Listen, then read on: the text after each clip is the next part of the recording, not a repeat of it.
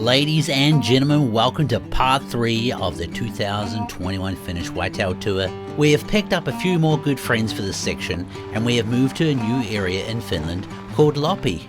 We're going to be starting the episode off with doing some drives, which is a huge part of any Scandinavian hunting culture. I get myself into a great position in this field, and it ends up paying off. So sit back, put your feet up, and come join us on this awesome adventure. It's one of those good hunting trips full of good times with good mates. You guys dragging deer or doing porn?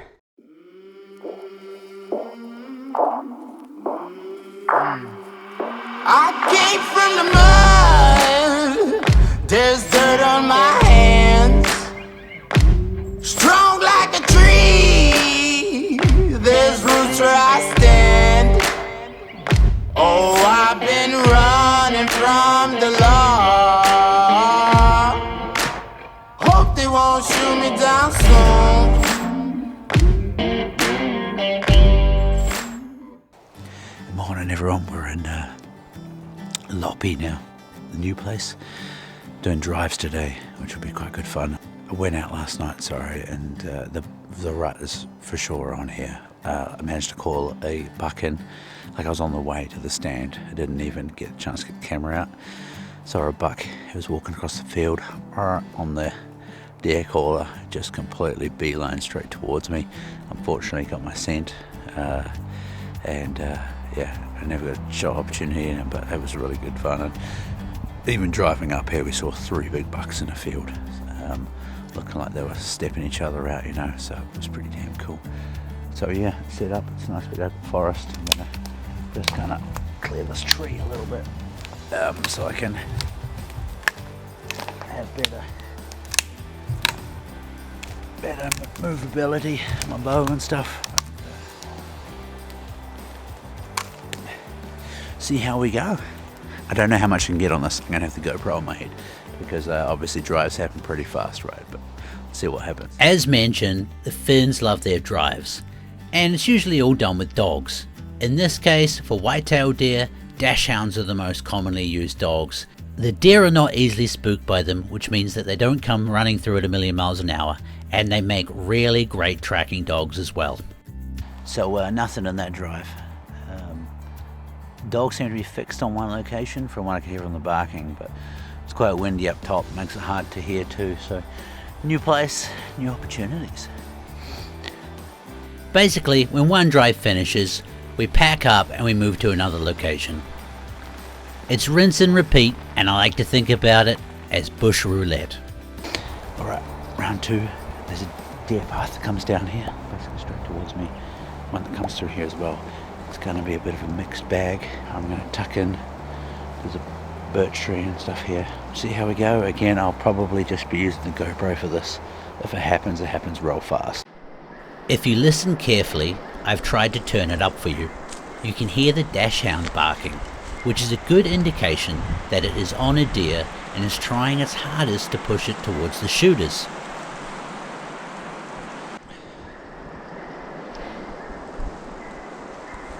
If you've never done a drive before, I highly recommend it. It's very intense. However, this time, nothing got pushed out, so we're on to the next spot. Third spot. Gonna come in, down this way, across the road, through here. Or they might come in, straight towards me. So, see how we go. However, bush roulette was not paying off, so we headed back to camp and got ready for the afternoon sit. Now, as mentioned before, I'd managed to get out the previous evening and I actually saw a buck.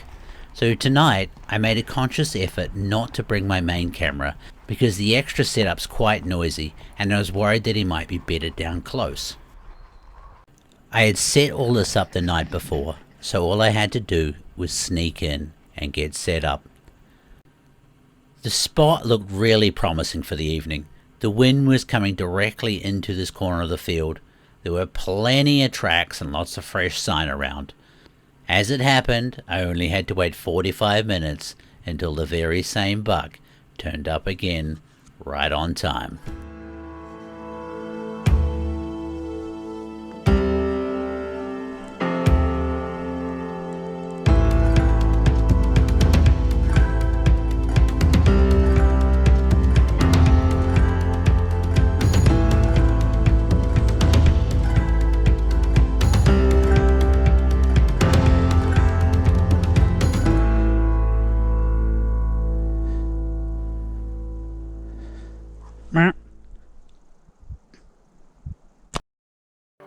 Are you enjoying the meat hunters so far? Well, we have a YouTube channel loaded with way more hunting content, so make sure you head over, subscribe, and stick around for the other hunting adventures you still haven't seen. Like us on Facebook for regular news updates, and follow us on Instagram to see where we're hunting currently.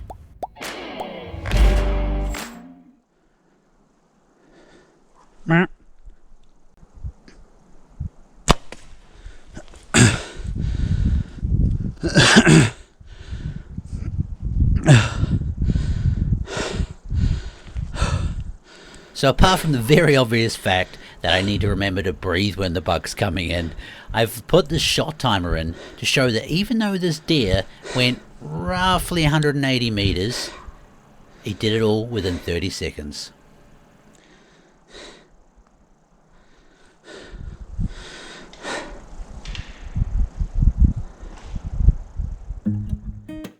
So after messaging everyone, we decided we'd leave it for 30 minutes.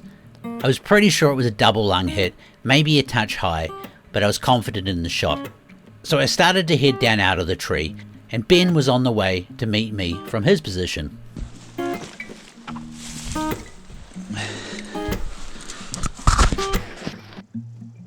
Did you see the buck? Oh, it come out here, and I'm looking down this way because there's like some wicked paths coming in here. And then I see the shape to my left, and I'm like, oh, that's right, I got a big buck. He just walked straight at me here. I'm up in there. And he turns sideways perfectly here. Now, it's worth mentioning, because we don't show it due to some camera issues, which you'll hear about soon. But there was absolutely no blood in the field, and the first lot we found was in the forest. Unfortunately, the cat in my battery died. I'm pleased to say he's down, he's dead. He's about, I don't know, 60 meters in from the edge of the field here, so super duper happy. Let's go and take a look. But yeah, this is definitely no fake, oh my god, here's the animal. We've already seen him, he's down. Let's go and have a look. Shortly after that conversation with Ben, the GoPro died. So after locating the deer, we decided to go back and get the main camera. In all that haste, I'd misplaced the GoPro somewhere, and I was worried that it was lost on the forest floor. However, even if you've only got 2 brain cells to rub together, you would have worked out that we'd already found it, because you'd just watched the shot footage. And ironically enough, we find it on the deer. There he is.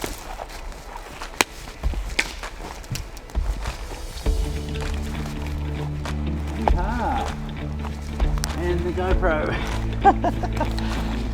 Look at this bad boy. Oh, I think I'm around the front here. I should be able to. Right off there. I don't know. What's that looking like? This is the buck. Hopefully the GoPro footage is good, but he stepped out right by. There's a place on this called The Rock, and came straight at me and just turned side on at about 15 yards, maybe maximum 18, and yeah, the rest is history. He's got quite a nice big body on him, and they have like population management here where if this one had been kind of even on the other side, I probably would have left him because he's not quite big enough yet, but bad genetics on this side, so we just took him out. I took him out, and like super happy. Yeah, super happy. Meat Seek arrows did the job again. Obsession bow. I can't say anything else really. I'm super happy, and now all the work starts. We've got to get this big heifer out, and so lucky we've got some drag hands. Thank you very much to Essa as well. This is a really nice invitation to come and hunt here on his property in Loppy, and Dana Hunters Friend Europe too is holding the light. Cheers bro for all the support. Yeah, and so now we're going to get Ben and Alex a deer. That's the plan from now. I'm super duper happy with my season now, and I think this just finishes it off nicely for me. Matt, can you look at the camera, please? I can't see anything. Oh, there we go. I see it now. How do you relate something like this, Alex? Yeah, this is More good. light, less light? That's good.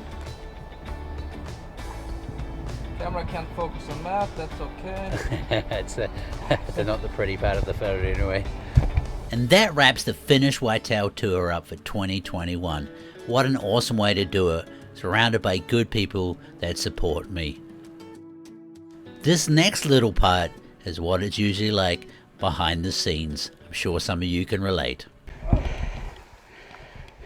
I heard some swearing. Yeah, it's a little bit. Oh. You guys dragging deer or doing porn? I'm not making a sound. Yeah. I don't want to hear that. This is Alex's solo feature. Ben is actually Okay, thanks. a bit of a compromising situation. I come to help you. So I'm cameraman here. If you couldn't hear me breathing a bit, you'd think I hadn't any dragon. These two young fit men offered to take over from me and Essa, so only a stupid man doesn't take that offer.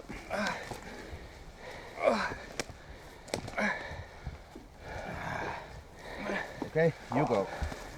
Yes. And I go. And no. Teamwork makes the dream work. Once we got up onto the field, we got into that plastic slide and managed to get it home. Ben would go on to take his first deer ever with me in Latvia, and that was an awesome moment to be there for. Alex is still chasing his, and that's high priority for this coming season. Thanks so much for watching. Next up, we go to TJ in PA. Back in western Pennsylvania, the rut has kicked into high gear. With bucks on their feet during daylight hours, Kyla and I returned to a stand that has produced consistent buck sightings.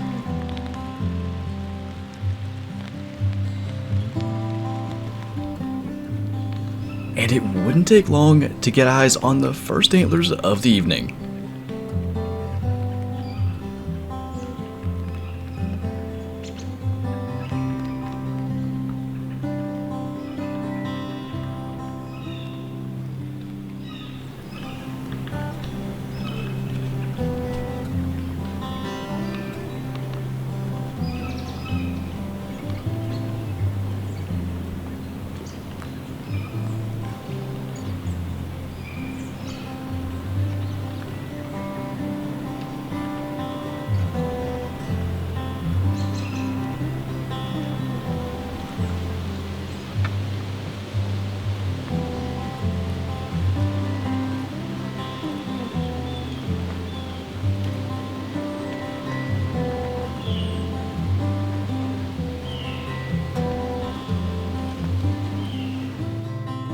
At this point in the season, with several doe tags still burning a hole in my pocket, I'd happily take a doe if the opportunity were to arise, as much as I prefer to save November strictly for buck hunting.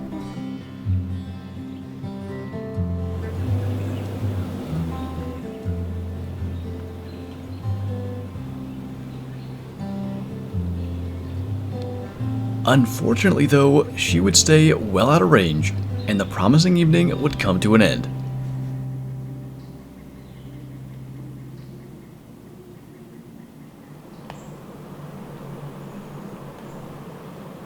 On November 13th, I'd head back to the area just 30 yards below our setup for an all-day solo hunt.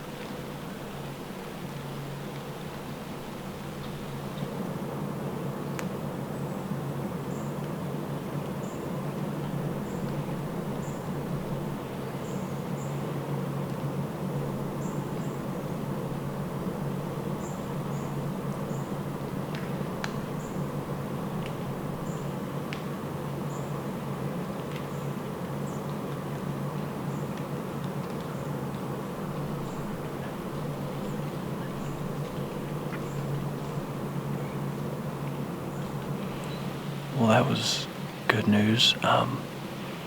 That's the third buck we've seen already this morning, and it's only been light for about an hour. Sounds like the rain might be trying to mess with things here, but that was the split 9, which we haven't seen since the first day. He's a nice buck. I'd like to see him another year, so good to know he's still kicking.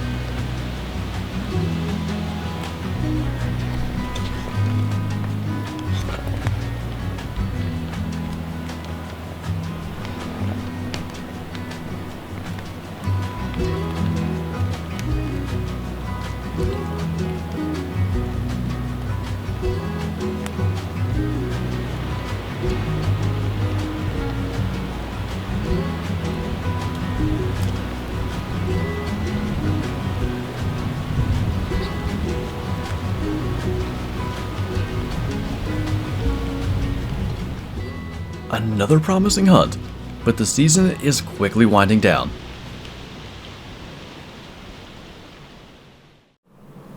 As we're now into mid-November, Isaac takes his weekend opportunity to head to a stand surrounded by bedding in hopes of getting eyes on a cruising buck.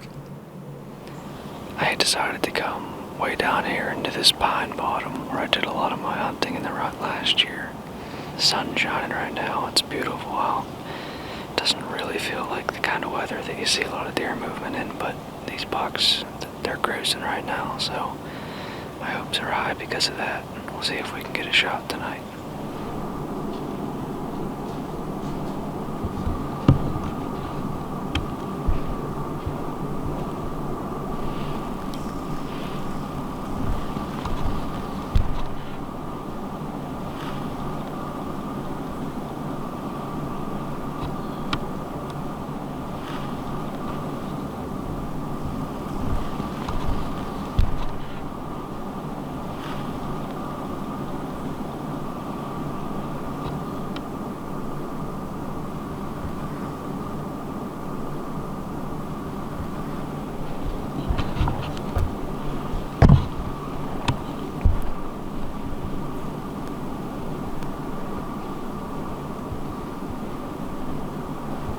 That looked like a pretty nice 8-point. He came right in just a couple minutes after I hit some grunt calls.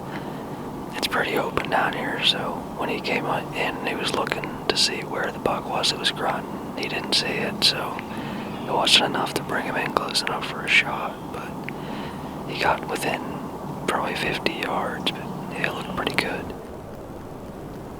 While the daylight buck encounters bring hope, we're quickly running out of time. Only one day remains in the 2021 Pennsylvania archery season.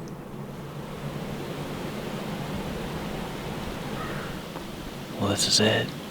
The last day of PA archery season. And right now I'm looking at, I can't tell if it's a doe and a fawn or 2 fawns. I'm sitting in a stand where I've never killed a deer, but I've had my best hunts over the years, so fingers crossed today is the day. I like what I'm seeing right now.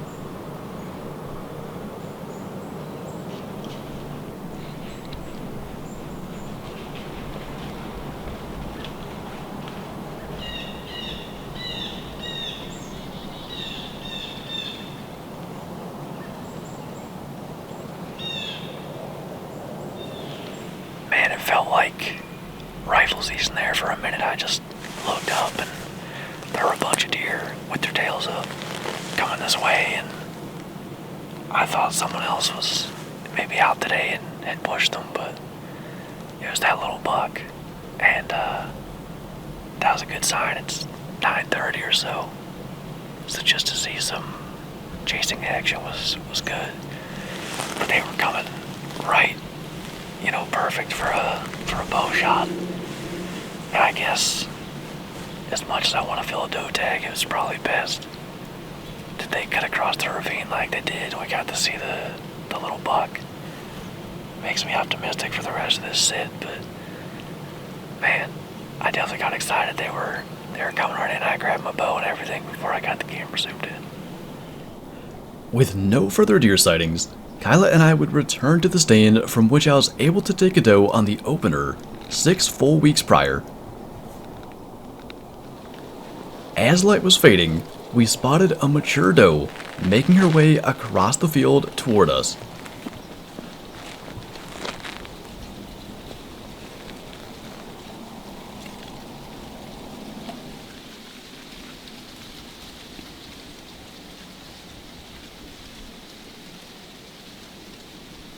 However, she'd end up stopping well out of bow range and staying there until daylight and archery season faded away. 6 weeks earlier, when I watched as my arrow passed through both lungs of my opening day doe, I never would have envisioned having the rest of my tags go unfilled for the duration of archery season. It may not have ended the way I would have hoped, but there's no time to worry about that just yet. Rifle season is just around the corner, and our luck might be about to change.